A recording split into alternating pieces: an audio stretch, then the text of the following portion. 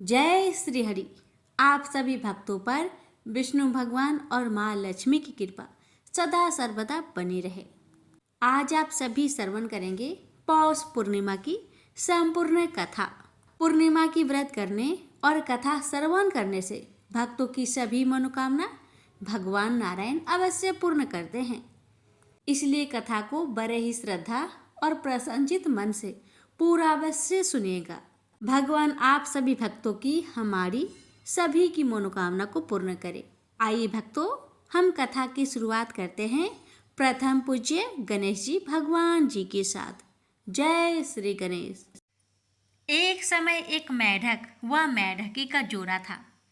इनमें से मेढकी हमेशा भगवान विनायक यानी गणेश जी की पूजा अर्चना करती थी। उन्हीं का नाम हर समय जपती रहती थी। यह देखकर मेढक को गुस्सा आता। एक बार उसने गुस्से में मेढकी को कहा कि तू पापी है जो हर समय पर पुरुष का नाम लेती है। इस पाप को करना बंद कर। धमकी भी दी, यदि आज के बाद विनायक जी का नाम लिया तो वह उसका सिर फोड़ देगा। कथा के अनुसार मेढकी इस बात से गणेश जी उससे नाराज हो जाते हैं। इसके बाद एक दिन राजा की एक दासी आती है और दोनों मेढक मेढकी जिस पानी में रहते हैं उसे एक पात्र में डालकर ले जाती है, जहां वह उस पानी को चूल्हे पर चढ़ा देती है। तभी मेढकी तो भगवान गणेश का नाम लेने से उबलते पानी में भी कष्ट नहीं पाती, लेकिन मेढक दर्द से करा उठता है। गर्म पानी में भी जब वह मेढकी को बिना कष्ट के देखता है तो वह उससे इसका कारण पूछता है। इस पर वह गणेश जी को ही उसका संकट दूर करने वाला बताते हुए मेढक को भी ऐसा ही करने को कहती है। ये सुन जान बचाने के लिए मेढक गणेश जी का नाम लेने लगता है। इससे गणेश जी प्रसन्न हो जाते हैं। कुछ देर में ही दो सांड लड़ते हुए वहां पहुंचते हैं और चूल्हे पर चढ़े पानी के पात्र को गिरा देते हैं, जिससे मेढक व मेढकी दोनों उस संकट से मुक्त होकर नदी की पाल में गिर जाते हैं। कथा के अंत में सबके साथ ये कहा जाता है कि गणेश जी महाराज ने जिस तरह मेढक व मेढकी का संकट दूर किया, वैसे ही वे सबका कष्ट दूर करे। एक बार भगवान नारायण बैकुंठ लोक में सोए हुए थे। उन्होंने सपने में देखा कि करोड़ों चंद्रमाओं की कांति वाले त्रिशूल डमरूधारी स्वर्ण भरण भूषित सूर्येंद्र बंदित सिद्धि सेवित त्रिलोचन भगवान शिव प्रेम और आनंदातिरिक्त से उन्मत्त होकर उनके सामने नृत्य कर रहे हैं। उन्हें देखकर भगवान विष्णु हर्ष से गदगद हो उठे और अचानक उठकर बैठ गए। कुछ देर तक ध्यानस्थ बैठे रहे। उन्हें इस प्रकार बैठे देखकर श्री लक्ष्मी जी पूछने लगी, भगवान आपके इस प्रकार अचानक निद्रा से उठकर बैठने का क्या कारण है? भगवान ने कुछ देर तक उनके इस प्रश्न का कोई उत्तर नहीं दिया और आनंद में निमग्न चुपचाप बैठे रहे। कुछ देर बाद हर्षित होते हुए बोले, देवी मैंने अभी सपने में भगवान श्री महेश्वर का दर्शन किया है। उनकी छवि ऐसी अपूर्व आनंदमयी एवं मनोहर थी कि देखते ही बनती थी। मालूम होता है कि शंकर ने मुझे स्मरण किया है। अहो भाग्य, चलो कैलाश में चलकर हम लोग महादेव के दर्शन करें। ऐसा विचार कर दोनों कैलाश की ओर चल दिए। भगवान शिव के दर्शन के लिए कैलाश मार्ग पर आधी दूर गए होंगे कि देखते हैं भगवान शंकर स्वयं गिरिजा के साथ उनकी ओर चले आ रहे हैं। अब भगवान के आनंद का तो ठिकाना ही नहीं रहा, मानो घर बैठे निधि मिल गई। पास आते ही दोनों परस्पर बड़े प्रेम से मिले। ऐसा लगा मानो प्रेम और आनंद का समुद्र उमड़ पड़ा। एक दूसरे को देखकर दोनों ने नेत्रों से आनंद आंसू बहने लगे और शरीर पुलकायमान हो गया। दोनों ही एक दूसरे से लिपटे हुए कुछ देर मुखबख्त खड़े रहे। प्रश्नों उत्तर होने पर मालूम हुआ कि शंकर जी को भी रात्रि में इसी प्रकार का सपना हुआ कि मानो विष्णु भगवान को वे उसी रूप में देख रहे हैं जिस रूप में अब उनके सामने खड़े थे। दोनों के स्वप्न का वृत्तांत से अवगत होने के बाद दोनों एक दूसरे को अपने निवास ले जाने का आग्रह करने लगे। नारायण ने कहा कि बैकुंठ चलो और भोलेनाथ कहने लगे कि कैलाश की ओर प्रस्थान किया जाए। दोनों के आग्रह में इतना अलौकिक प्रेम था कि यह निर्णय करना कठिन हो गया कि कहाँ चला जाए। इतने में ही क्या देखते हैं कि बीना बजाते हरिगुण गाते नारद जी कहीं से आ निकले। बस फिर क्या था, लगे दोनों उनसे निर्णय कराने कि कहाँ चला जाए। बेचारे नारद जी तो स्वयं परेशान थे उस अलौकिक मिलन को देखकर। वे तो स्वयं अपनी शुद्ध बुद्ध भूल गए और लगे मस्त होकर दोनों का गुणगान करने। अब निर्णय कौन करे। अंत में यह तय हुआ कि भगवती उमा जो कह दे वही ठीक है। भगवती उमा पहले तो कुछ देर चुप रही। अंत में वे दोनों की ओर मुख करते हुए बोली, हे नाथ, हे नारायण, आप लोग के निश्चल अनन्य एवं अलौकिक प्रेम को देखकर तो यही समझ आता है कि आपके निवास अलग अलग नहीं है।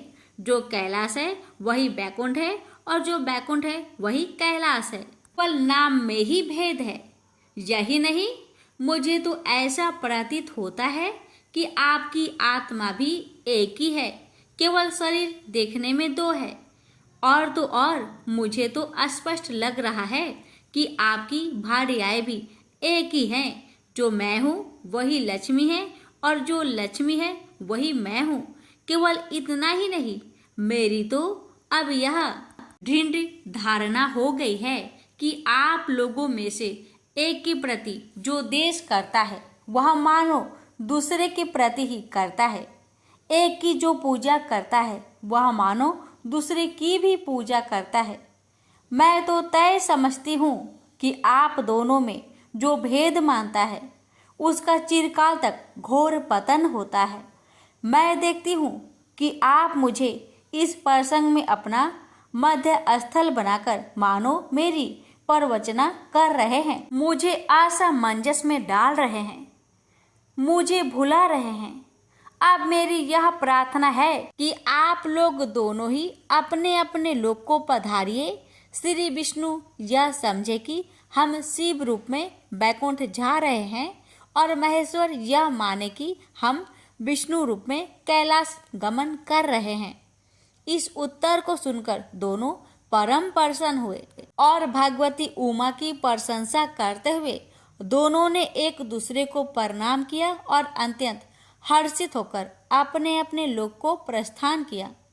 लौटकर जब श्री विष्णु बैकुंठ पहुँचे तो श्री लक्ष्मी जी ने उनसे प्रश्न किया, हे प्रभु, आपको सबसे अधिक प्रिय कौन है? भगवान बोले, प्रिय, मेरी प्रियतम केवल श्री शंकर है। देहधारियों को अपने देह की भांति वे मुझे अकारण ही प्रिय है। एक बार मैं और श्री शंकर दोनों पृथ्वी पर घूमने निकले। मैं अपने प्रियतम की खोज में इस आशय से निकला कि मेरी ही तरह जो अपने प्रियतम की खोज में देश देशांतर में भटक रहा होगा वही मुझे अकारण प्रिय होगा। थोड़ी देर के बाद मेरी श्री शंकर जी से भेंट हो गई।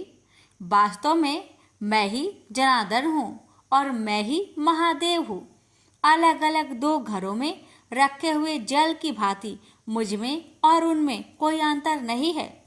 शंकर जी के अतिरिक्त शिव की चर्चा करने वाला शिव भक्त भी मुझे अत्यंत प्रिय है। इसके विपरीत जो शिव की पूजा नहीं करते वे मुझे कदापि प्रिय नहीं हो सकते। इस तरह जो शिव की पूजा करता है वह बैकुंठवासी विष्णु को भी स्वीकार है और जो श्री विष्णु की वंदना करता है वह त्रिपुरारी को भी मान लेता है। प्रेम से बोलिए हर हर महादेव, माता पार्वती की जय, लक्ष्मीपति विष्णु भगवान की जय। द्वापर युग में एक समय की बात है कि यशोदा जी ने कृष्ण से कहा, हे कृष्ण, तुम सारे संसार के उत्पन्न करता, पोषक तथा उसके संहार करता हो। आज कोई ऐसा व्रत मुझसे कहो जिसके करने से मृत्यु लोक में स्त्रियों को विधवा होने का भय ना रहे तथा यह व्रत सभी मनुष्य की मनोकामनाएं पूर्ण करने वाला हो। श्री कृष्ण कहने लगे, हे माता, तुमने अति सुंदर प्रश्न किया है। मैं तुमसे ऐसे ही व्रत को सविस्तार कहता हूँ। सौभाग्य की प्राप्ति के लिए स्त्रियों को 32 पूर्णमासियों का व्रत करना चाहिए। इस व्रत के करने से स्त्रियों को सौभाग्य संपत्ति मिलती है। यह व्रत अचल सौभाग्य देने वाला एवं भगवान शिव के प्रति मनुष्य मात्र की भक्ति को बढ़ाने वाला है। यशोदा जी कहने लगी, हे कृष्ण, सर्वप्रथम इस व्रत को मृत्यु लोक में किसने किया था, इसके विषय में विस्तार पूर्वक मुझसे कहो। श्री कृष्ण जी कहने लगे कि इस भूमंडल पर एक अत्यंत प्रसिद्ध राजा चंद्रहास से पालित अनेक प्रकार के रत्नों से परिपूर्ण कांतिका नाम की एक नगरी थी।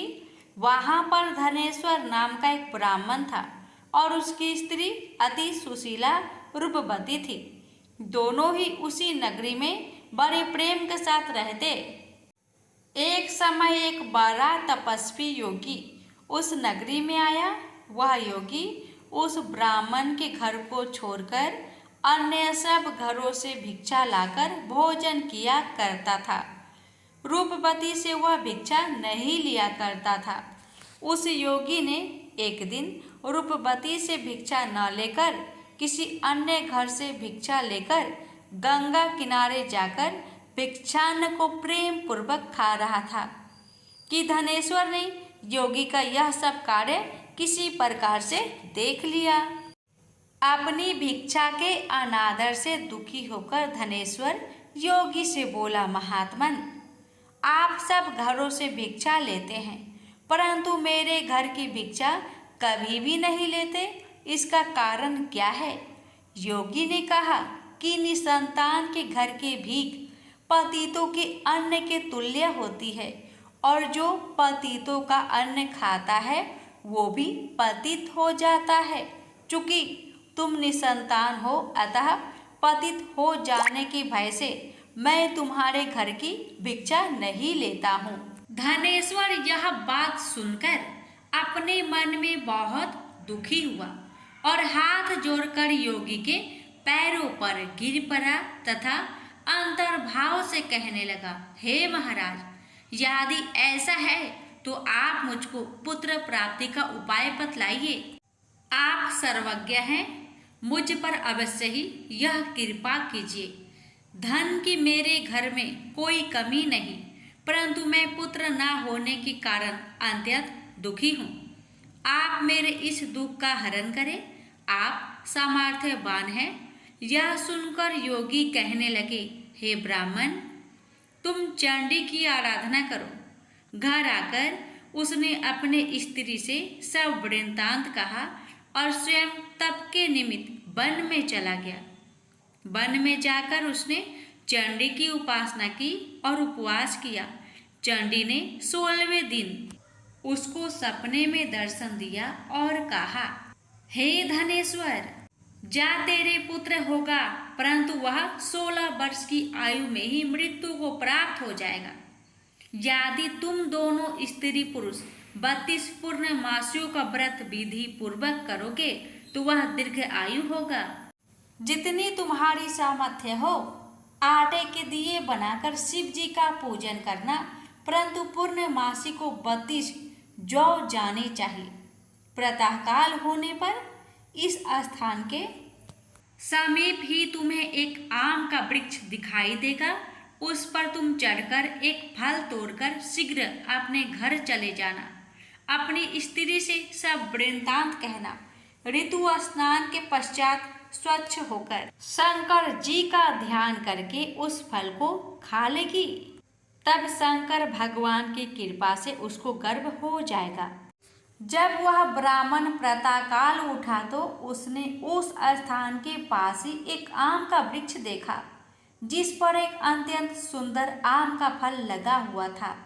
उस ब्राह्मण ने उस आम के वृक्ष पर चढ़कर उस फल को तोड़ने का प्रयत्न किया, परंतु वृक्ष पर कई प्रकार प्रयत्न करने पर भी वह ना चढ़ पाया।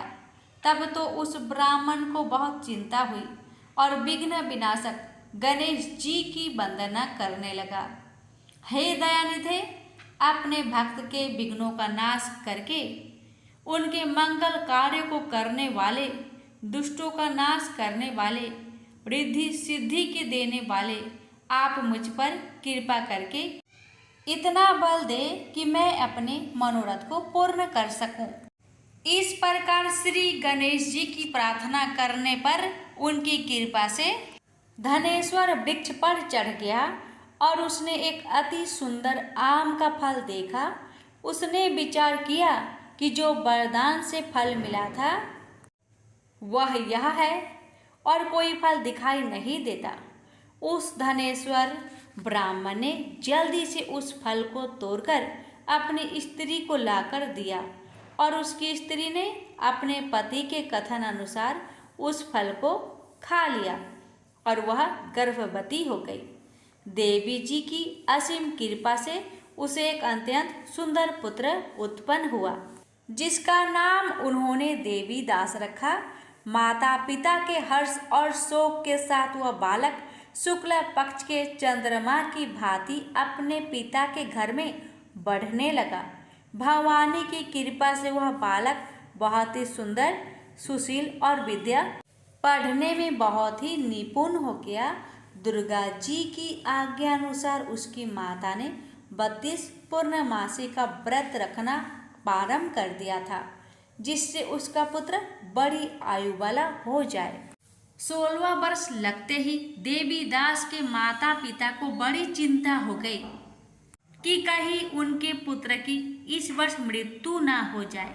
इसलिए उन्होंने अपने मन में विचार किया कि यदि यह दुर्घटना उनके सामने हो गई तो वे कैसे सहन कर सकेंगे। अस्तु उन्होंने देवी दास के मामा को बुलाया और कहा कि हमारी इच्छा है कि देवी दास 1 वर्ष तक काशी में जाकर विद्या अध्ययन करे और उसको अकेला भी नहीं छोड़ना चाहिए। इसलिए साथ में तुम चले जाओ और 1 वर्ष के पश्चात इसको वापस लौटा लाना। सब प्रबंध करके उसके माता पिता ने काशी जाने के लिए देवी दास को एक घोड़े पर बैठाकर उसके मामा को उसके साथ कर दिया, किंतु यह बात उसके मामा या किसी और से नहीं कही। धनेश्वर ने सपत्नीक अपने पुत्र की मंगल कामना तथा दीर्घ आयु के लिए भगवती दुर्गा की आराधना और पूर्णमासियों का व्रत करना आरंभ कर दिया। इस प्रकार बराबर 32 पूर्णमासी का व्रत पूरा किया। कुछ समय पश्चात एक दिन वह दोनों मामा और भांजा मार्ग में रात्रि बिताने के लिए किसी ग्राम में ठहरे हुए थे। उस दिन उस गांव में एक ब्राह्मण की अत्यंत सुंदरी, सुशीला, विदुषी और गुणवती कन्या का विवाह होने वाला था। जिस धर्मशाला के अंदर वर और उसकी बारात ठहरी हुई थी, उस धर्मशाला में देवीदास और उसके मामा भी ठहरे हुए थे। संयोगवश कन्या को तेल आदि चढ़ाकर मंडप आदि का कृत्य किया गया तो लगन के समय वर को धनुर्वात हो गया। अस्तु वर के पिता ने अपने कुटुंबियों से परामर्श करके निश्चय किया कि यह देवीदास मेरा पुत्र जैसा ही सुंदर है, मैं इसके साथ ही लगन करा दूं और बाद में विवाह के अन्य कार्य मेरे लड़के के साथ हो जाएंगे। ऐसा सोचकर देवीदास के मामा से जाकर बोला कि तुम थोड़ी देर के लिए अपने भांजे को हमें दे दो, जिससे विवाह के लग्न का सब कृत्य सुचारू रूप से हो सके। तब उसका मामा कहने लगा कि जो कुछ भी मधुपर्क आदि कन्यादान के समय वर को मिले वह सब हमें दिया जाए, तो मेरा भांजा इस बारात का दूल्हा बन जाएगा। यह बात वर के पिता ने स्वीकार कर लेने पर उसने अपना भांजा वर बनने को भेज दिया और उसके साथ सब विवाह कार्य रात्रि में विधि पूर्वक संपन्न हो गया। पत्नी के साथ वह भोजन न कर सका और अपने मन में सोचने लगा कि न जाने यह किसी स्त्री होगी। वह एकांत में इसी सोच में गरम निश्वास छोड़ने लगा तथा उसकी आंखों में आंसू भी आ गया। तब वधू ने पूछा कि क्या बात है, आप इतने उदासीन व दुखी क्यों हो रहे हैं? तब उसने सब बातें जो वर के पिता व उसके मामा में हुई थी उसको बतला दी। तब कन्या कहने लगी कि यह ब्रह्म विवाह के विपरीत हो कैसे सकता है? हे देव, ब्राह्मण और अग्नि के सामने मैंने आपको ही अपना पति बनाया है, इसलिए आप ही मेरे पति हैं। मैं आपकी ही पत्नी रहूंगी, किसी अन्य की कदापि नहीं। तब देवीदास ने कहा, ऐसा मत करिए, क्योंकि मेरी आयु बहुत थोड़ी है। मेरे पश्चात आपकी क्या गति होगी, इन बातों को अच्छी तरह विचार लो। परंतु वह दृढ़ विचार वाली थी, बोली कि जो आपकी गति होगी वही मेरी गति होगी। हे स्वामी, आप उठिए और भोजन करिए, आप निश्चय ही भूखे होंगे। इसके बाद देवीदास और उसकी पत्नी दोनों ने भोजन किया तथा शेष रात्रि वे सोते रहे। प्रातःकाल देवीदास ने अपनी पत्नी को 3 नगों से जड़ी हुई एक अंगूठी दी, एक रुमाल दिया और बोला, हे प्रिय, इसे लो और संकेत समझकर स्थिर चित हो जाओ। मेरा मरण और जीवन जानने के लिए एक पुष्प वाटिका बना लो, उसमें सुगंधी वाली एक नौ मल्लिका लगा लो, उसको प्रतिदिन जल से सींचा करो और आनंद के साथ खेलो कूदो तथा उत्सव मनाओ। जिस समय और जिस दिन मेरा प्रांत होगा ये फूल सूख जाएंगे और जब ये फिर हरे हो जाए तो जान लेना कि मैं जीवित हूँ। यह बात निश्चय करके समझ लेना, इसमें कोई संचय नहीं है।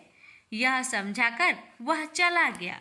प्रातःकाल होते ही वहां पर गाजे बाजे बजने लगे और जिस समय विवाह के कार्य समाप्त करने के लिए वर तथा सब बाराती मंडप में आए तो कन्या ने वर को भली प्रकार से देखकर अपने पिता से कहा, यह मेरा पति नहीं है। मेरा पति वही है जिसके साथ रात्रि में मेरा पानी ग्रहण हुआ था। इसके साथ मेरा विवाह नहीं हुआ है। यदि यह वही है तो बताए कि मैंने इसको क्या किया। मधुपर्क और कन्यादान के समय जो मैंने भूषण आदि दिए थे उन्हें दिखाए तथा रात में मैंने क्या गुप्त बातें कही थी वह सब सुनाए। पिता ने उसके कथन अनुसार वर को बुलाया। कन्या की यह सब बातें सुनकर वह कहने लगा कि मैं कुछ नहीं जानता।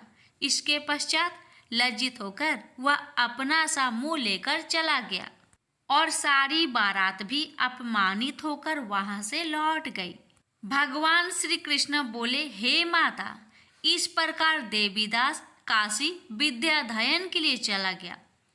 जब कुछ समय बीत गया तो काल से प्रेरित होकर एक सर्प रात्रि के समय उसको डसने के लिए वहां पर आया। उस विषधर के प्रभाव से उसके शयन के स्थान चारों ओर से विष की ज्वाला से विषैला हो गया, परंतु व्रत राज के प्रभाव से उसको काटने न पाया, क्योंकि पहले ही उसकी माता ने 32 पूर्णिमा का व्रत कर रखा था। इसके बाद वह मध्या के समय स्वयं काल वहां पर आया और उसके शरीर से उसके प्राणों को निकालने का प्रयत्न करने लगा, जिससे वह मूर्छित होकर पृथ्वी पर गिर पड़ा। भगवान की कृपा से उसी समय पार्वती जी के साथ श्री शंकर जी वहां पर आ गए। उसको मूर्छित दशा में देखकर पार्वती जी ने भगवान शंकर से प्रार्थना की कि हे महाराज, इस बालक की माता ने पहले 32 पूर्णिमा का व्रत किया था, जिसके प्रभाव से हे भगवान आप इसको प्राण दान दे। भवानी के कहने पर भक्त वत्सल भगवान श्री शिव जी ने उसको प्राण दान दे दिया। इस व्रत के प्रभाव से काल को भी पीछे हटना पड़ा और देवीदास स्वस्थ होकर बैठ गया। उधर उसकी स्त्री उसके काल की प्रतीक्षा किया करती थी। जब उसने देखा कि उस पुष्प वाटिका में पत्र पुष्प कुछ भी नहीं रहे तो उसको बड़ा आश्चर्य हुआ, और जब वह वैसे ही हरी भरी हो गई तो वह जान गई कि वह जीवित हो गए हैं। यह देखकर वह बहुत प्रसन्न मन से अपने पिता के कहने लगी कि पिताजी, मेरे पति जीवित है, आप उनको ढूंढिए। जब 16 वर्ष व्यतीत हो गया तो देवीदास भी अपने मामा के साथ काशी से चल दिया। इधर उसे ससुर उसको ढूंढने के लिए अपने घर से जाने वाले ही थे कि वह दोनों मामा भांजा वहां पर आ गए। उसको आया देखकर उसका ससुर बड़ी प्रसन्नता के साथ अपने घर में ले गया। उस समय नगर के निवासी भी वहां इकट्ठे हो गए और सबने निश्चय किया कि अवश्य ही इसी बालक के साथ इस कन्या का विवाह हुआ था। उस बालक को जब कन्या ने देखा तो पहचान लिया और कहा कि ये तो वही है जो संकेत करके गया था। तदुपरांत सभी कहने लगे कि भला हुआ जो यह आ गया, और सब नगरवासियों ने आनंद मनाया। कुछ दिन बाद देवीदास अपनी पत्नी और माता के साथ अपने ससुर के घर से बहुत सा उपहार आदि लेकर अपने घर के लिए प्रस्थान किया। जब वह अपने गांव के निकट आ गया तो कई लोगों ने उसको देखकर उसके माता पिता को पहले ही जाकर खबर दे दी कि तुम्हारा पुत्र देवीदास अपनी पत्नी और मामा के सहित आ रहे हैं। ऐसा समाचार सुनकर पहले तो उन्हें विश्वास ही नहीं हुआ, किंतु जब और लोगों ने भी आकर उनकी बात का समर्थन किया तो उनको बड़ा आश्चर्य हुआ।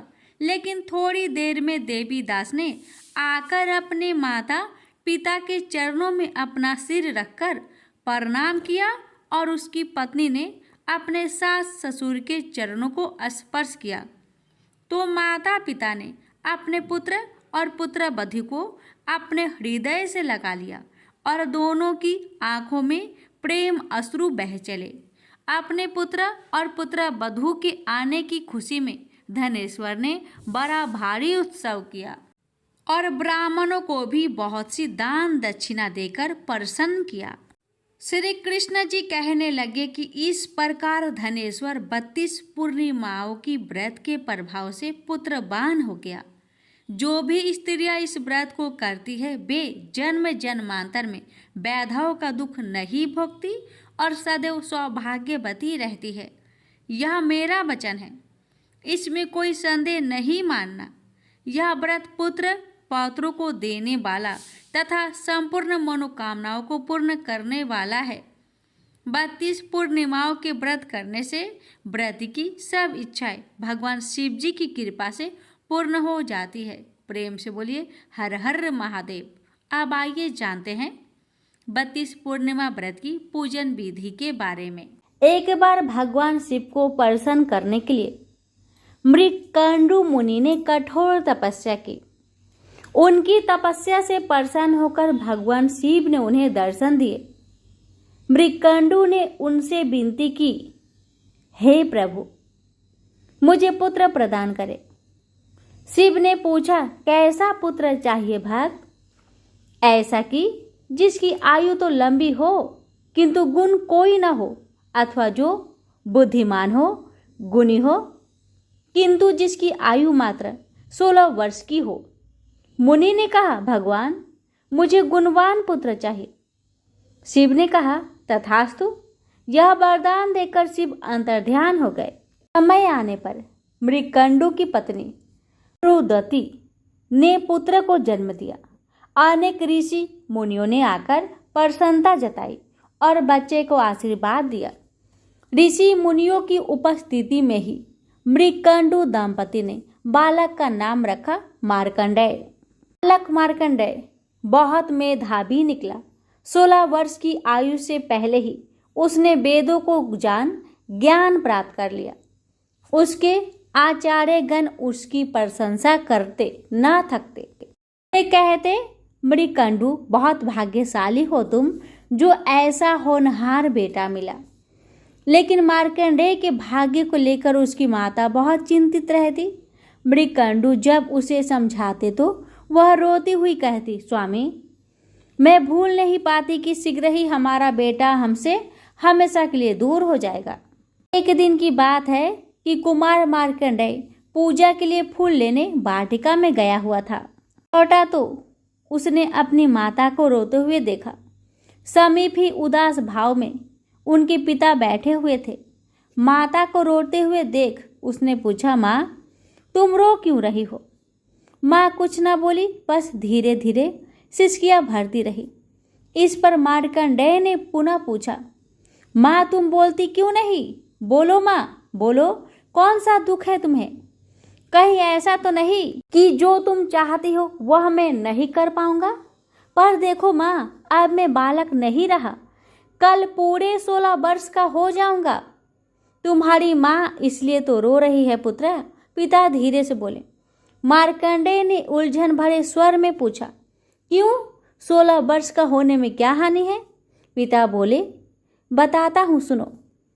तब मृकंडू ने उसके जन्म से संबंधित बातें उसे बताई। सुनकर मार्कंडेय ने माता को धैर्य बंधाया और बोला, रो मत माँ, मैं नहीं मरूंगा। भगवान शिव मृत्युंजय है, मैं उनसे अमर तत्व का वरदान प्राप्त करूंगा। पिता ने आशीर्वाद देते हुए कहा, मेरे बच्चे, शिव की कृपा से तुम्हें सफलता मिले। मार्कंडेय माता पिता से आशीर्वाद लेकर वन में चला गया। जाते समय माता ने शिव से प्रार्थना की, हे सदाशिव मृत्युंजय, मेरा पुत्र आपके आश्रय में है, हे देव इसकी रक्षा करना। अगले दिन प्रातःकाल मार्कंडेय ने सागर तट पर जाकर गीली मिट्टी से शिवलिंग बनाया, उस पर पुष्प चढ़ाया और शिव का ध्यान लगाकर बैठ गया। रात होने पर वह प्रभु के सामने नाचने और गाने लगा। तभी अचानक यमराज वहां आ पहुंचे। बोले, तुम्हारी आयु पूरी हुई है, इस संसार में चलने के लिए तैयार हो जाओ। मार्कंडेय बोले, थोड़ी देर ठहरिए महाराज, तब तक मैं अपनी उपासना पूरी कर लेता हूँ। यमराज ने गुस्से में कहा, मूर्ख, क्या तू जानता नहीं कि मृत्यु किसी का इंतजार नहीं करती? मार्कंडेय ने कहा, कृपा कर मेरी उपासना में बाधा मत डालिए। मेरी उपासना पूरी होते ही आप मुझे अपने लोक ले चलना। यमराज और भी क्रोधित होकर बोले, मूर्ख, क्या तू समझता है कि शिव की शरण लेकर तू मुझसे बच पाएगा? मुझे अभी मालूम हो जाएगा कि काल के पास से कोई नहीं बच सकता। यह कहकर जैसे ही यमराज पास फेंकने को उद्धत हुए, तभी एक चमत्कार हुआ। एकाएक वहां शिव जी प्रकट हो गए। मृत्यु के स्वामी को देखकर यमराज ठिठक गए।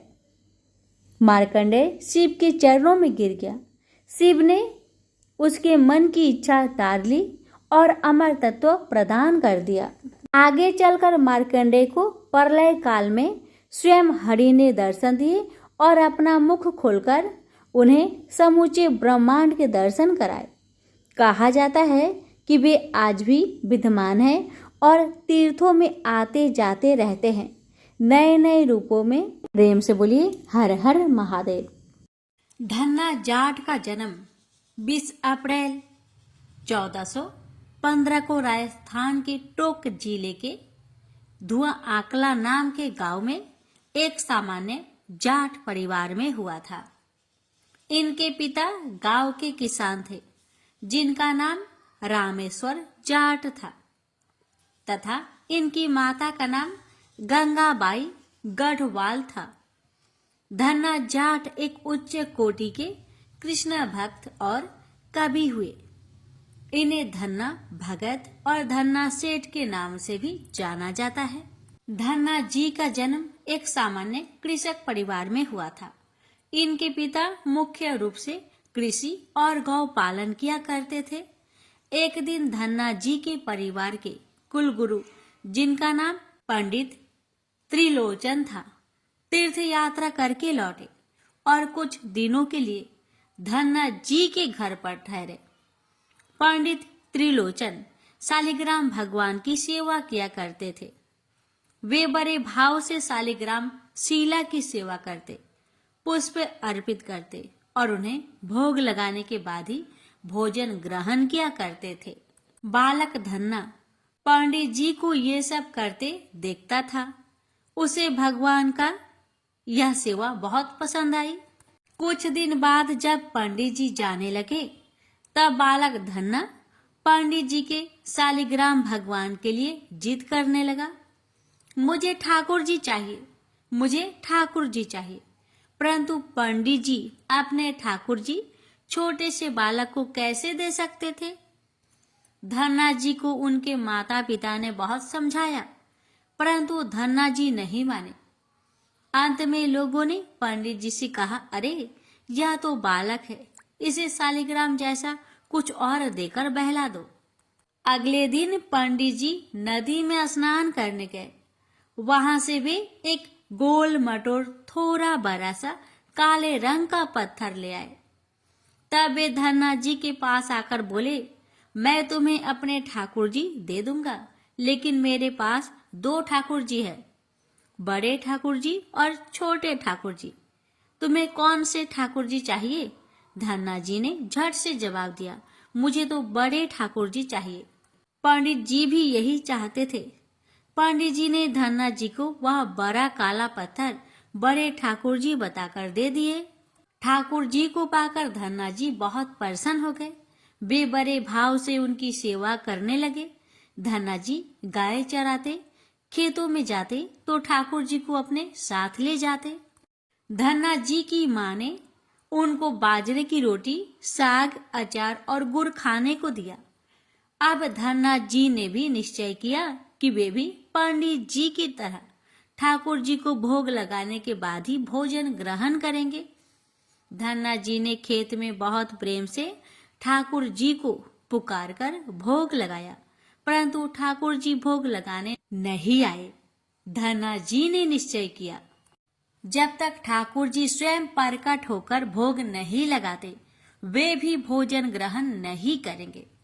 जब ठाकुर जी ने धन्ना जी की रोटी का भोग नहीं लगाया, तो धन्ना जी ने शाम को वह रोटी गाय को खिला दी। 3 दिनों तक ऐसा ही चलता रहा। न तो ठाकुर जी भोग लगाते और न धन्ना जी भोजन ग्रहण करते। चौथे दिन धन्ना जी की माता जी फिर से रोटी लेकर आई। अब धन्ना जी खेतों में जोर जोर से रोने लगे और ठाकुर जी से गुहार लगाने लगे। वे बोले, आप तो बड़े ठाकुर जी हैं, आपको तो लोग रोज ही 56 भोग जिमाते होंगे, परंतु मैं बालक 3 दिन से भूखा और परेशान हूँ। आपको मुझ पर दया नहीं आती क्या? मुझ पर दया करके ही थोड़ा भोग लगा लो, जिससे मैं भी कुछ खा सकूं। पंडित जी ने कहा है कि आपको खिलाए बिना कुछ नहीं खाना, इसलिए पहले आप खा लो, उसके बाद ही मैं खा सकूंगा। धन्ना जी की भोलेपन से की गई प्रार्थना सुनकर भगवान श्री कृष्ण साक्षात प्रकट हो गए।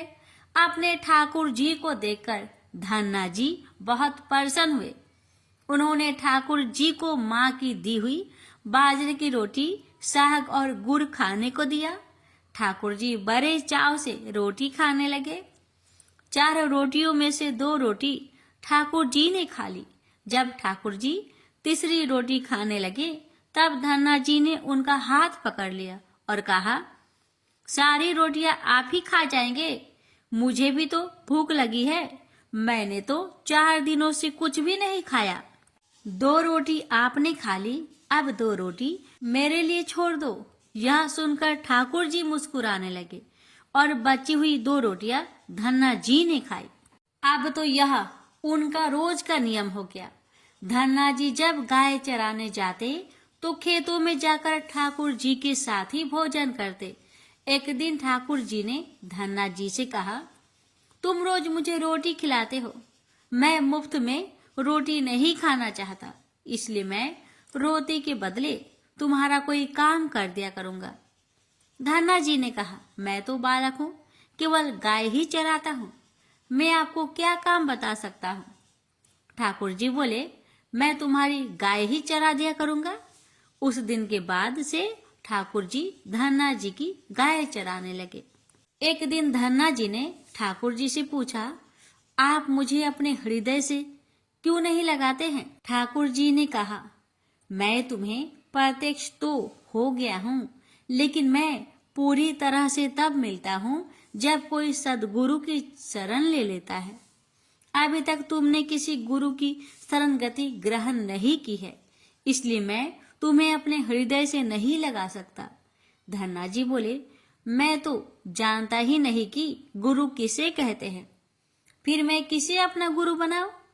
ठाकुर जी बोले, कासू में जगत गुरु श्री रामानंदाचार्य मेरे ही स्वरूप में विराजमान हैं। तुम जाकर उनकी शरणागति ग्रहण करो। ठाकुर जी के कहे अनुसार धन्ना जी ने काशी जाकर श्री रामानंदाचार्य जी की शरणागति ग्रहण कर ली। उस समय धन्ना जी की आयु 15-16 वर्ष के आसपास थी। श्री रामानंदाचार्य जी ने धन्ना जी को अपने शिष्य के रूप में स्वीकार कर लिया और उन्हें आदेश दिया कि अब तुम अपने घर चले जाओ। धन्ना जी बोले, गुरुजी, अब मैं घर नहीं जाना चाहता, आप मुझे घर जाने का आदेश क्यों दे रहे हैं? गुरुजी बोले, अगर यहाँ रहकर भजन करोगे तो केवल तुम्हारा ही कल्याण होगा, लेकिन अगर तुम अपने घर जाकर खेती किसानी करते हुए अपने माता पिता की सेवा करते हुए भजन करोगे तो तुम्हारे साथ कई जीवों का उद्धार हो जाएगा। गुरु जी के आदेश पर धन्ना जी घर लौट आए। इसके बाद जैसे ही धन्ना जी घर पहुंचे, ठाकुर जी ने उन्हें अपने हृदय से लगा लिया। इसके बाद धन्ना जी खूब मन लगाकर संत सेवा करने लगे। जब भी उनके गांव में कोई साधु संत आते तो धन्ना जी उन्हें अपने घर ले आते और बड़े प्रेम से उनकी सेवा करते और उन्हें भोजन खिलाते। संतों की सेवा करने के कारण अब उनके घर दूर दूर से साधु संत पधारने लगे। धन्ना जी उन सभी का बड़े प्रेम से सत्कार करते और उन सभी को भोजन कराते। एक दिन धन्ना जी के पिताजी ने उनसे कहा, देखो भाई, हम लोग गृहस्थ लोग हैं, यदि महीने में एक आध बार कोई साधु आ जाए तो हम उनकी सेवा भी कर दे और उन्हें भोजन भी करा दे, लेकिन तुम्हारी इन साधुओं से ऐसी दोस्ती हो गई है कि हर दूसरे दिन कोई न कोई साधु चला आता है और अपने साथ एक दो को ले आता है। यह ठीक नहीं है। हम अपनी खेती बाड़ी का काम करें या इन साधुओं की सेवा करें। तुम तो अभी बालक हो, कुछ कमाते नहीं, तुम्हारा पालन पोषण भी हम ही करते हैं और ऊपर से तुम इन साधुओं को बुला लाते हो। इस प्रकार इन निठले साधुओं की सेवा करना ठीक नहीं है।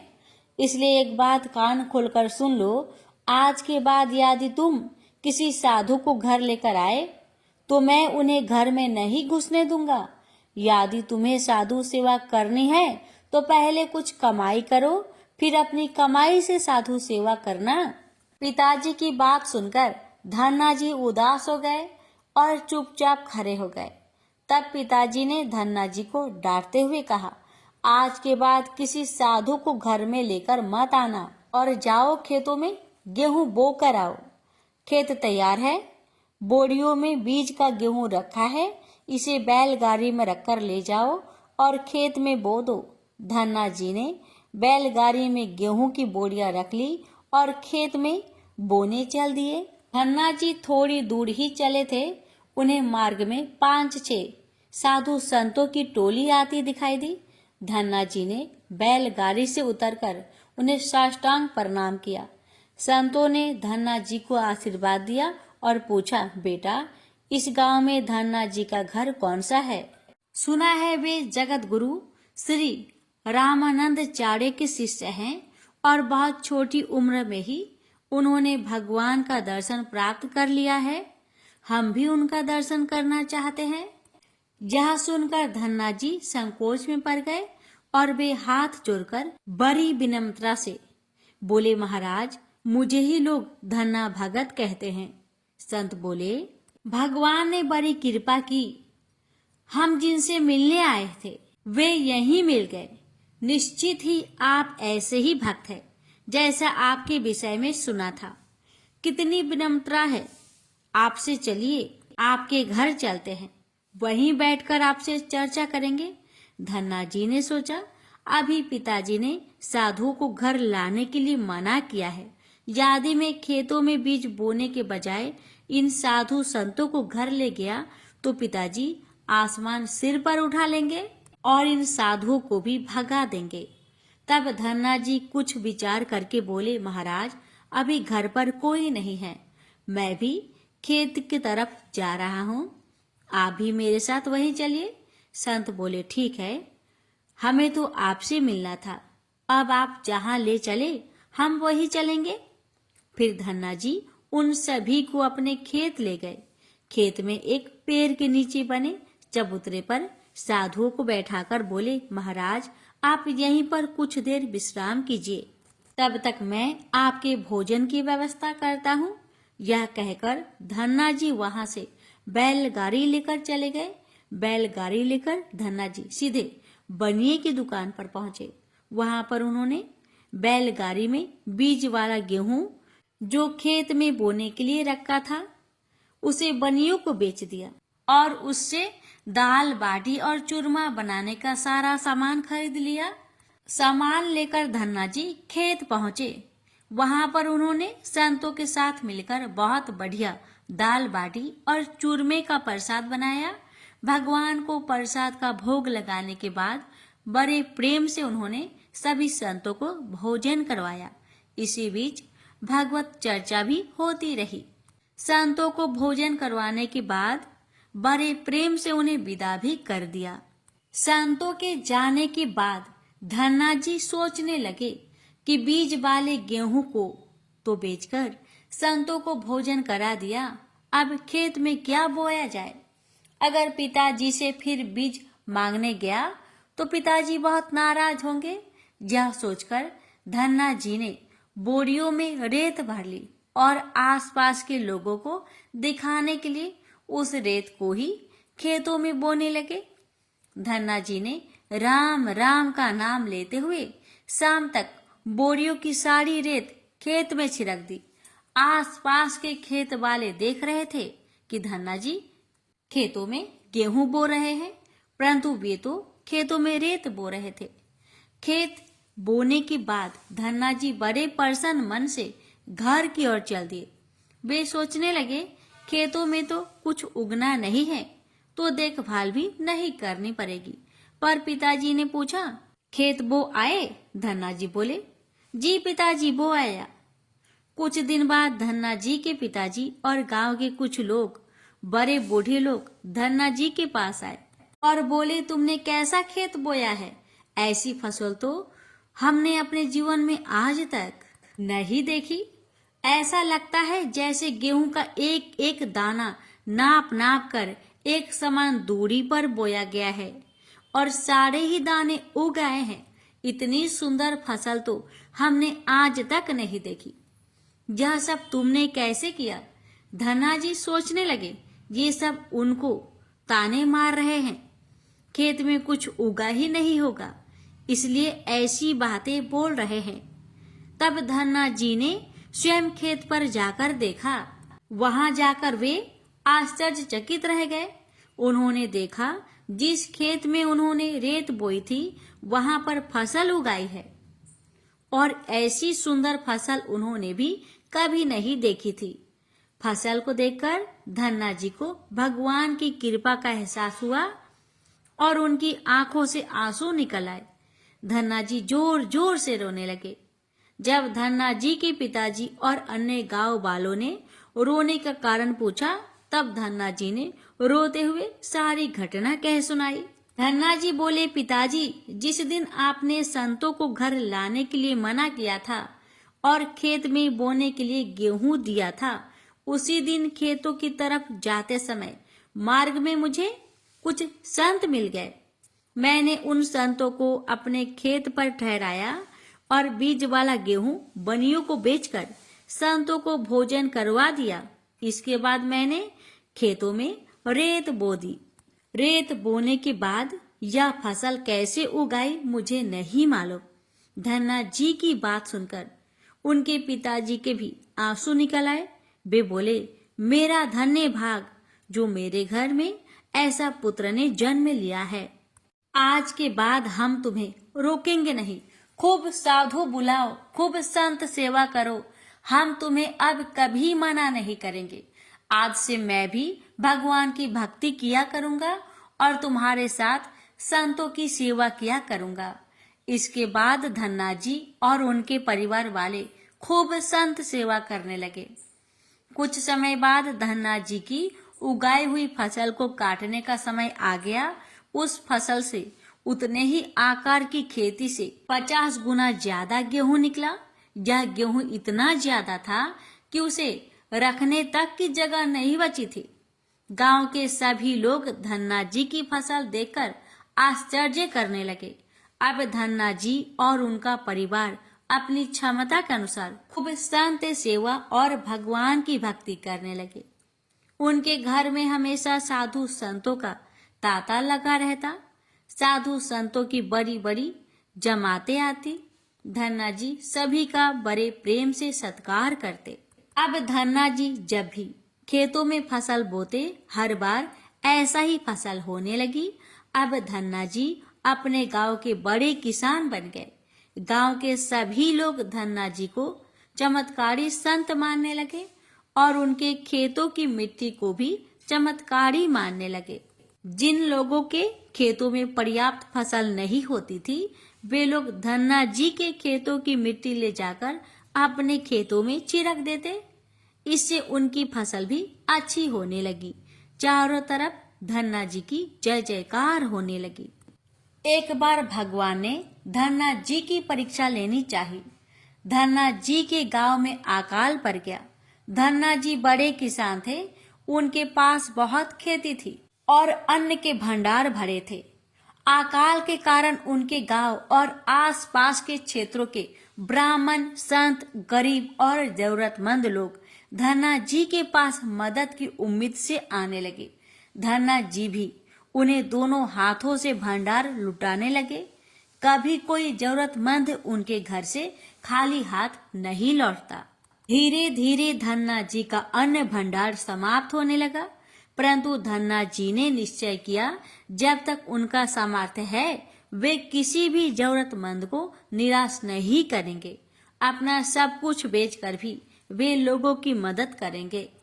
धन्ना जी की निस्वार्थ सेवा से प्रसन्न होकर एक दिन स्वयं भगवान श्री कृष्ण संत के भेष में उनसे मिलने आए।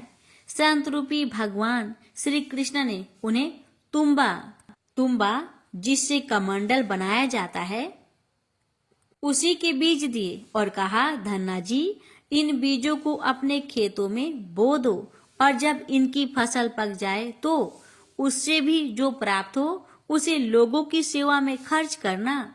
धन्ना जी ने ऐसा ही किया। संत की आज्ञा मानकर उन्होंने तुम्बा के बीज खेतों में बो दिए। गांव के लोग कहने लगे, लगता है धन्ना जी पागल हो गए हैं। ऐसे भीषण अकाल में फसल बो रहे हैं और वो भी तुम्बा की। इस कड़ुए तुम्बा को तो पशु भी नहीं खाते। यह तो केवल कमंडल बनाने के काम आता है।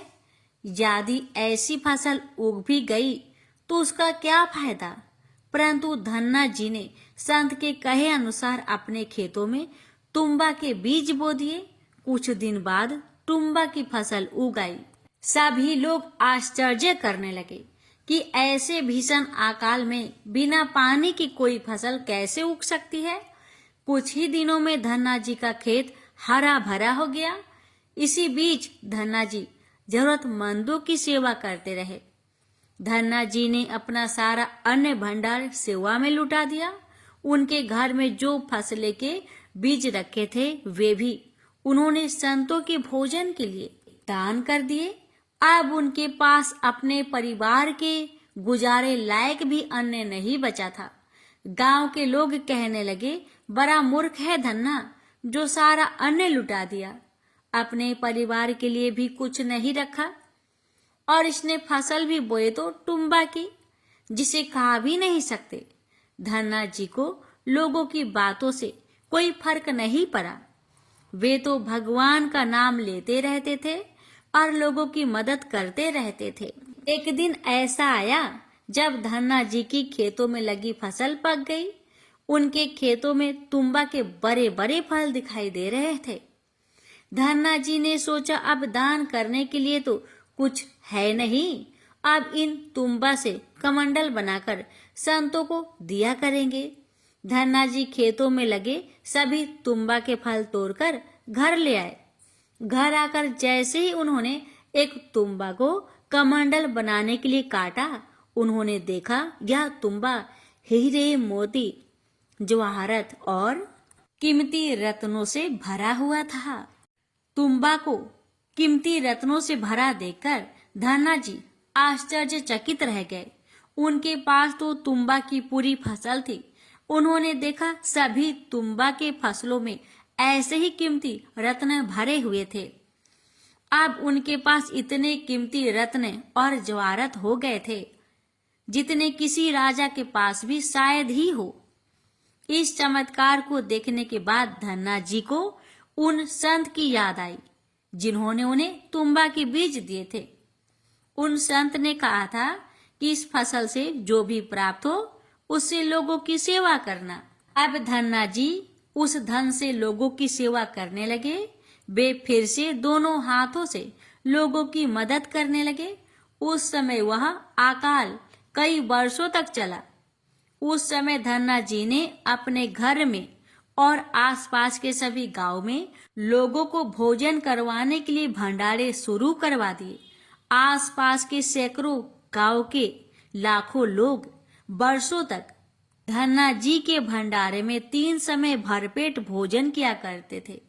धन्ना जी ने अपने जीवन काल में उस धन से कई मंदिर, बावड़ियां, तालाब और धर्मशालाएं बनवाई और हर तरह से साधु संतों और लोगों की मदद की।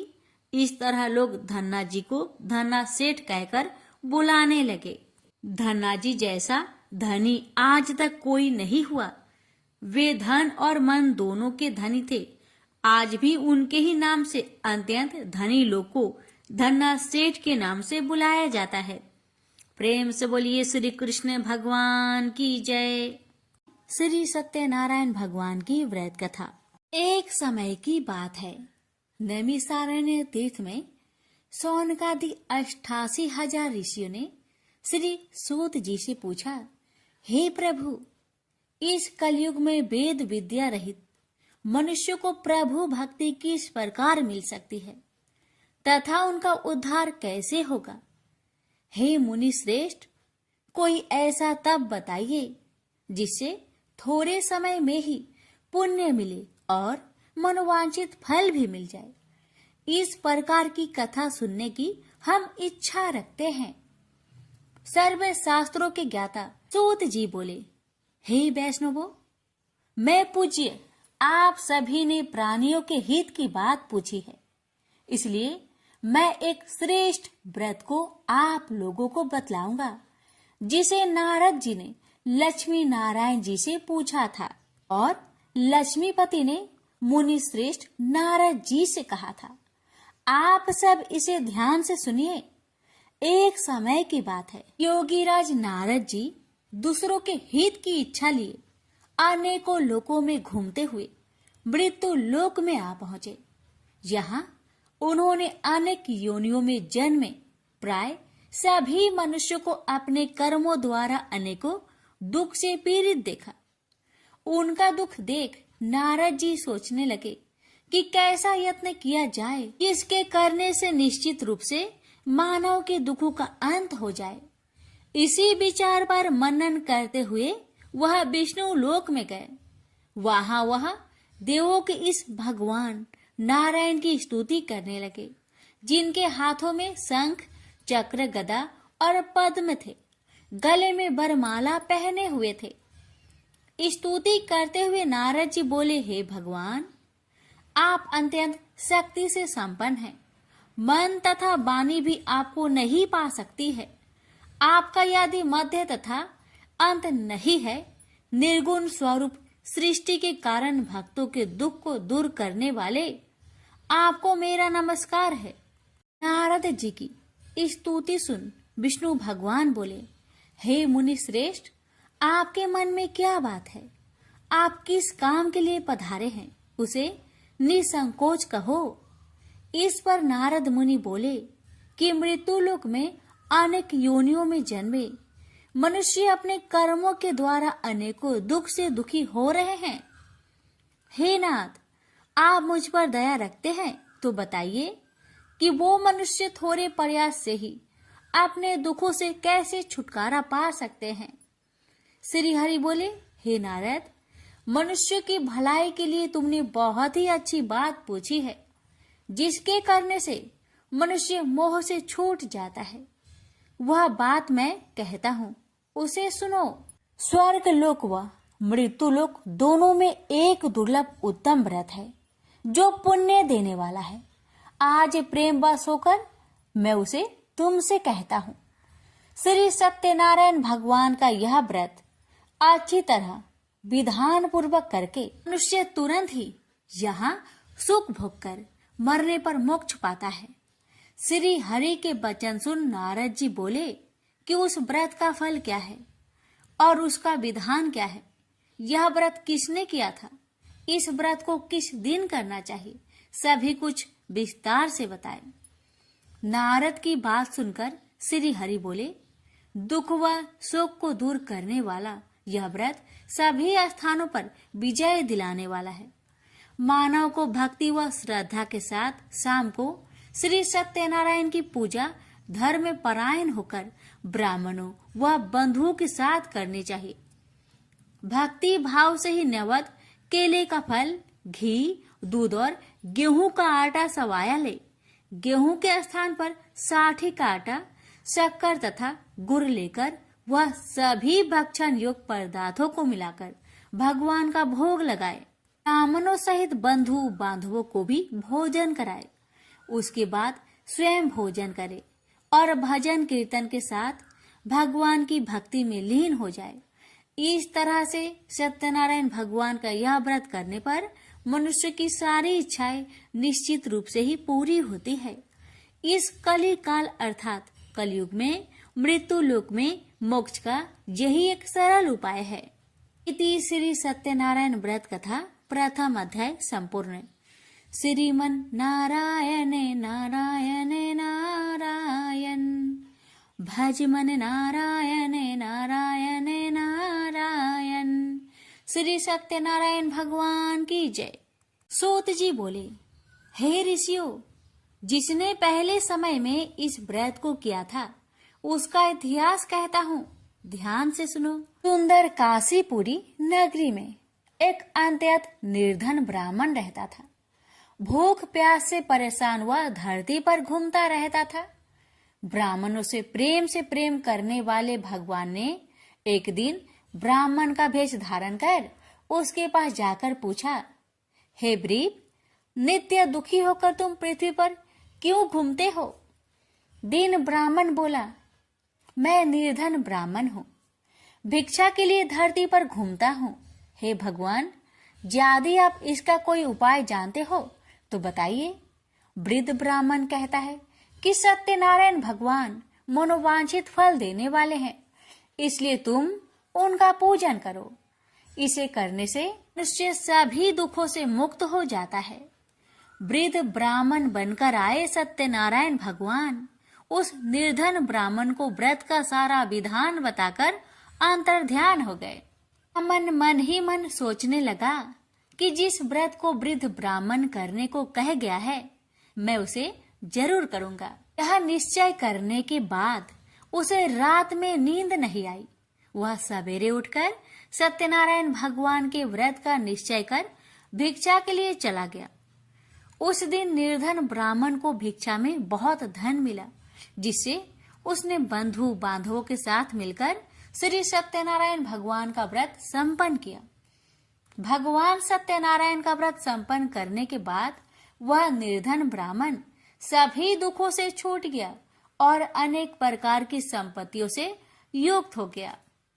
उसी समय से यह ब्राह्मण हर माह इस व्रत को करने लगा। इस तरह से सत्यनारायण भगवान के व्रत को जो भी मनुष्य करेगा वह सभी प्रकार के पापों से छूटकर मोक्ष को प्राप्त होगा।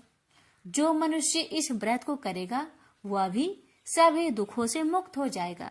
सूत जी बोले कि इस तरह से नारद जी से नारायण जी का कहा हुआ श्री सत्यनारायण व्रत को मैंने तुमसे कहा। हे वृपो, मैं अब और क्या कहूँ? ऋषि बोले, हे मुनिवर, संसार में उस व्रीप से सुनकर और किस किस ने इस व्रत को किया, हम सब इस बात को सुनना चाहते हैं। इसके लिए हमारे मन में श्रद्धा का भाव है। सूत जी बोले, हे मुनियों, जिसने इस व्रत को किया है वह सब सुनो। एक समय वही व्रीप धन व ऐश्वर्य के अनुसार अपने बंधु बांधवों के साथ इस व्रत को करने को तैयार हुआ। उसी समय एक लकड़ी बेचने वाला बूढ़ा आदमी आया और लकड़ियां बाहर रखकर अंदर ब्राह्मण के घर में गया। प्यास से दुखी वह लकड़हारा उनको व्रत करते देख व्रीप को नमस्कार कर पूछने लगा कि आप यह क्या कर रहे हैं तथा इसे करने से क्या फल मिलेगा, कृपया मुझे भी बताइए। ब्राह्मण ने कहा कि सब मनोकामनाओं को पूरा करने वाला यह सत्यनारायण भगवान का व्रत है। इनकी कृपा से ही मेरे घर में धन्य धान्य आदि की वृद्धि हुई है। व्रीप से सत्यनारायण व्रत के कथा के बारे में जानकर लकड़हारा बहुत प्रसन्न हुआ। चरणामृत लेकर वह प्रसाद खाने के बाद वह अपने घर गया। लकड़हारे ने अपने मन में संकल्प किया कि आज लकड़ी बेचने से जो धन मिलेगा उसी से श्री सत्यनारायण भगवान का उत्तम व्रत करूंगा। मन में इस विचार को ले बूढ़ा आदमी सिर पर लकड़ियां रख उस नगर में बेचने गया जहां धनी लोग ज्यादा रहते थे। उस नगर में उसे अपनी लकड़ियों का दाम पहले से 4 गुना अधिक मिलता है। बूढ़ा प्रसन्नता के साथ दाम लेकर केले, शक्कर, घी, दूध, दही और गेहूं का आटा ले और सत्यनारायण भगवान की व्रत की अन्य सामग्रियां लेकर अपने घर गया। वहां उसने अपने बंधु बांधवों को बुलाकर विधि विधान से सत्यनारायण भगवान का पूजन और व्रत किया। इस व्रत के प्रभाव से वह बूढ़ा लकड़हारा धन पुत्र आदि से युक्त होकर संसार के समस्त सुख भोग अंत काल में बैकुंठ धाम को चला गया। इति श्री सत्यनारायण व्रत कथा 2 अध्याय संपूर्ण। श्रीमन नारायणे नारायणे नारायणे भज मन नारायणे नारायणे नारायणे। श्री सत्यनारायण भगवान की जय। सूत जी बोले, हे श्रेष्ठ मुनियों, अब आगे की कथा कहता हूँ। पहले समय में उल्कामुख नाम का एक बुद्धिमान राजा था। वह सत्य वक्ता और जितेंद्रिय था। प्रतिदिन देव स्थानों पर जाता और निर्धनों को धन देकर उनके कष्ट दूर करता था। उसकी पत्नी कमल के समान मुख वाली तथा सती साध्वी थी। भद्रशिला नदी के तट पर उन दोनों ने श्री सत्यनारायण भगवान का व्रत किया। उसी समय साधु नाम का एक वैश्य आया। उसके पास व्यापार करने के लिए बहुत सा धन भी था। राजा को व्रत करते देखकर वह विनय के साथ पूछने लगा, हे राजन, भक्ति भाव से पूर्ण होकर आप यह क्या कर रहे हैं? मैं सुनने की इच्छा रखता हूँ, तो आप मुझे बताए। राजा बोले, हे साधु, अपने बंधु बांधवों के साथ पुत्र आदि की प्राप्ति के लिए एक महाशक्तिमान श्री सत्यनारायण भगवान का व्रत व पूजन कर रहा हूँ। राजा के वचन सुन साधु आदर से बोला, हे राजन, मुझे इस व्रत का सारा विधान कहिए। आपके कथा अनुसार मैं भी इस व्रत को करूंगा। मेरी भी संतान नहीं है और इस व्रत को करने से निश्चित रूप से मुझे संतान की प्राप्ति होगी। राजा से व्रत का सारा विधान सुनकर व्यापार से निवृत्त हो वह अपने घर गया। साधु वैश्या ने अपनी पत्नी को संतान देने वाले इस व्रत का वर्णन कह सुनाया और कहा कि जब मेरी संतान होगी तब मैं इस व्रत को करूंगा। साधु ने इस तरह के वचन अपनी पत्नी लीलावती से कहे। एक दिन लीलावती पति के साथ आनंदित हो सांसारिक धर्म में प्रवृत्त होकर सत्यनारायण भगवान की कृपा से गर्भवती हो गई। 10वें महीने में उसके गर्भ से एक सुंदर कन्या ने जन्म लिया। दिनों दिन वह ऐसे बढ़ने लगी जैसे कि शुक्ला पक्ष का चंद्रमा बढ़ता है। माता पिता ने अपनी कन्या का नाम कलावती रखा। एक दिन लीलावती ने मीठे शब्दों में अपने पति को याद दिलाया कि आपने सत्यनारायण भगवान के जिस व्रत को करने का संकल्प किया था उसे करने का समय आ गया है।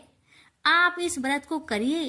साधु बोला कि हे प्रिय, इस व्रत को मैं उसके विवाह पर करूंगा। इस प्रकार अपनी पत्नी को अवशासन देकर वह नगर को चला गया। कलावती पिता के घर में रह वृद्धि को प्राप्त हो गई। साधु ने एक बार नगर में अपनी कन्या को सखियों के साथ देखा तो तुरंत ही दूत को बुलवाया और कहा कि मेरी कन्या की योग वर देखकर आओ। साधु की बात सुनकर दूत कंचन नगर में पहुंचा और वहां देखभाल कर लड़की के सुयोग वणिक पुत्र को ले आया। सुयोग लड़के को देख साधु ने बंधु बांधवों को बुलाकर अपनी पुत्री का विवाह कर दिया। लेकिन दुर्भाग्य की बात ये कि साधु ने अभी भी श्री सत्यनारायण भगवान का व्रत नहीं किया। इस पर श्री भगवान क्रोधित हो गए और श्राप दिया कि साधु को अत्यधिक दुख मिले। अपने कार्य में कुशल साधु बनिया जमाई को लेकर समुद्र के पास स्थित होकर रत्नासारपुर नगर में गया। वहां जाकर दामाद ससुर दोनों मिलकर चंद्रकेतु राजा के नगर में व्यापार करने लगे। एक दिन भगवान सत्यनारायण की माया से एक चोर राजा का धन चुराकर भाग रहा था। उसने राजा के सिपाहियों को अपना पीछा करते देख चुराया हुआ धन वहां रख दिया जहां साधु अपने जामाई के साथ ठहरा हुआ था। राजा के सिपाहियों ने साधु वैश्या के पास राजा का धन पड़ा देखा तो वह ससुर जामाई दोनों को बांधकर प्रसन्नता से राजा के पास ले गए और कहा कि उन दोनों चोरों को हम पकड़ लाए हैं। आप आगे की कार्यवाही की आज्ञा दे। राजा की आज्ञा से उन दोनों को कठिन कारावास में डाल दिया गया और उनका सारा धन भी उनसे छीन लिया गया। श्री सत्यनारायण भगवान के शराप से साधु की पत्नी भी बहुत दुखी हुई। घर में जो धन रखा था उसे चोर चुरा ले गए। शारीरिक तथा मानसिक पीड़ा व भूख प्यास से अति दुखी हो अन्न की चिंता में कालावती के ब्राह्मण के घर गई। वहां उसने श्री सत्यनारायण भगवान का व्रत होते देखा। फिर कथा भी सुनी। वह प्रसाद ग्रहण कर वह रात को घर वापस आई। माता ने कलावती से पूछा कि हे पुत्री, अब तक तुम कहाँ थी? तेरे मन में क्या है? कलावती ने अपने माता से कहा, हे माता, मैंने एक ब्राह्मण के घर में श्री सत्यनारायण भगवान का व्रत देखा है। कन्या के वचन सुन लीलावती भगवान की पूजन की तैयारी करने लगी। लीलावती ने परिवार व बंधुओं सहित सत्यनारायण भगवान का पूजन किया और उनसे वर मांगा कि मेरे पति तथा जमाई शीघ्र घर आ जाए। साथ ही यह भी प्रार्थना की कि हम सबका अपराध क्षमा करे। श्री सत्यनारायण भगवान इस व्रत से संतुष्ट हो गए और राजा चंद्रकेतु को सपने में दर्शन दे कहा कि हे राजन, तुम उन दोनों वेश्या को छोड़ दो और तुमने उनका जो धन लिया है उसे वापस कर दो। अगर ऐसा नहीं किया तो मैं तुम्हारा धन, राज्य व संतान सभी को नष्ट कर दूंगा। राजा को यह सब कहकर वह अंतर्ध्यान हो गए। अतः काल सभा में राजा ने अपना सपना सुनाया। फिर बोले कि बानिक पुत्र को कैद से मुक्त कर सभा में लाओ। दोनों ने आते ही राजा को प्रणाम किया। राजा मीठी बानी से बोला, हे महानुभावों, भाग्यवश ऐसा कठिन दुख तुम्हें प्राप्त हुआ है, लेकिन अब तुम्हें कोई भय नहीं है। ऐसा कह राजा ने उन दोनों को नए वस्त्र भूषण भी पहनाए और जितना धन उनका लिया था उससे 2 गुना धन वापस कर दिया। दोनों वेश्या अपने घर को चल दिए। श्री सत्यनारायण व्रत कथा का 3रा अध्याय संपूर्ण। श्रीमन नारायण नारायण नारायण, भज मन नारायण नारायण नारायण। श्री सत्यनारायण भगवान की जय। सूत जी बोले, वेश्या ने मंगलाचार कर अपनी यात्रा आरंभ की और अपने नगर की ओर चल दिया। उसके थोड़ी दूर जाने पर एक दंड वेशधारी श्री सत्यनारायण ने उनसे पूछा, हे साधु, तेरी नाव में क्या है? अभिमानी बानिक हंसता हुआ बोला, हे दंडी, आप क्यों पूछते हो? क्या धन लेने की इच्छा है? मेरी नाव में तो बेल व पत्ते भरे हुए हैं। वैश्या के कठोर वचन सुन भगवान बोले, तुम्हारा वचन सत्य हो। दंडी ऐसे वचन कह वहां से दूर चले गए। कुछ दूर जाकर समुद्र के किनारे बैठ गए। दंडी के जाने के बाद साधु वैश्या ने नित्य क्रिया के पश्चात नाव को ऊंची उठते देखकर अचंभा माना और नाव में बेल पत्ते आदि देख वह मूर्छित हो जमीन पर गिर पड़ा। मूर्छा खोलने पर वह अत्यंत शोक में डूब गया। तब उसका दामाद बोला कि आप शोक न मनाए, यह दंडी का श्राप है, इसलिए हमें उनकी शरण में जाना चाहिए, तभी हमारी मनोकामना पूरी होगी। दामाद की बात सुनकर वह दंडी के पास पहुंचा और अत्यंत भक्ति भाव नमस्कार करके बोला, मैंने आपसे जो असत्य वचन कहे थे उनके लिए मुझे क्षमा दे। ऐसा कहकर महान शोकातुर हो रोने लगा। दंडी भगवान बोले, हे बानिक पुत्र, मेरी आज्ञा से बार बार तुम्हें दुख प्राप्त हुआ है। तू मेरी पूजा से विमुख हुआ। साधु बोला, हे भगवान, आपकी माया से ब्रह्मा आदि देवता भी आपके रूप को नहीं जानते, तब मैं अज्ञानी कैसे जान सकता हूँ? आप प्रसन्न होइए, अब मैं सामर्थ्य के अनुसार आपकी पूजा करूंगा। मेरी रक्षा करो और पहले के समान नौका में धन भर दो। साधु वैश्य के भक्ति पूर्वक वचन सुनकर भगवान प्रसन्न हो गए और उसकी इच्छा अनुसार वरदान देकर अंतर्ध्यान हो गए। ससुर जमाई जब नाव पर आए तो नाव धन से भरी हुई थी। फिर वही अपने अन्य साथियों के साथ सत्यनारायण भगवान का पूजन कर अपने नगर को चल दिए। जब नगर के नजदीक पहुंचे तो दूत को घर पर खबर करने के लिए भेज दिया। दूत साधु की पत्नी को प्रणाम कर कहता है कि मालिक अपने दामाद सहित नगर के निकट आ गए हैं। दूत की बात सुन साधु की पत्नी लीलावती ने बड़े हर्ष के साथ सत्यनारायण भगवान का पूजन कर अपनी पुत्री कलावती से कहा कि मैं अपने पति के दर्शन को जाती हूँ, तू कार्य पूर्ण कर शीघ्र आ जाना।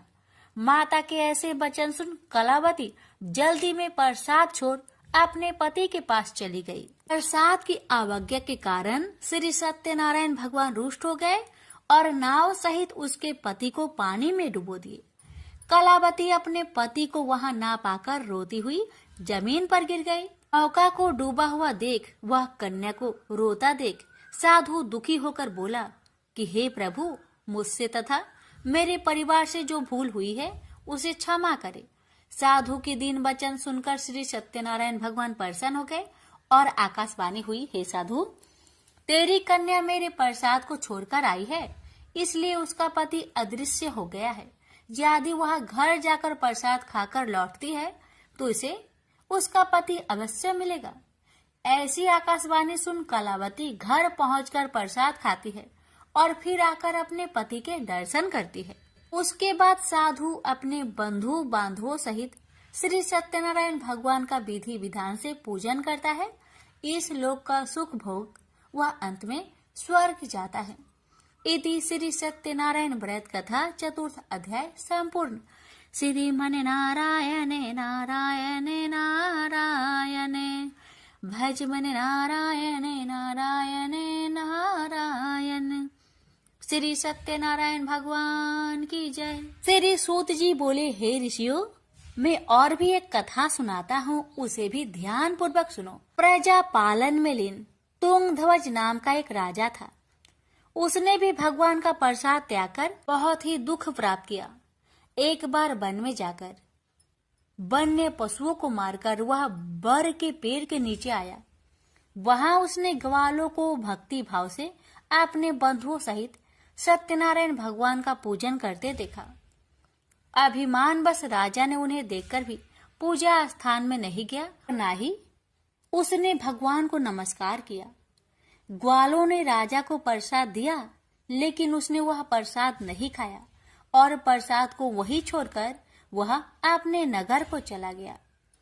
जब वह नगर में पहुंचा तो वहां सब कुछ तहस नहस हुआ पाया, तो वह शीघ्र ही समझ गया कि यह सब भगवान ने ही किया है।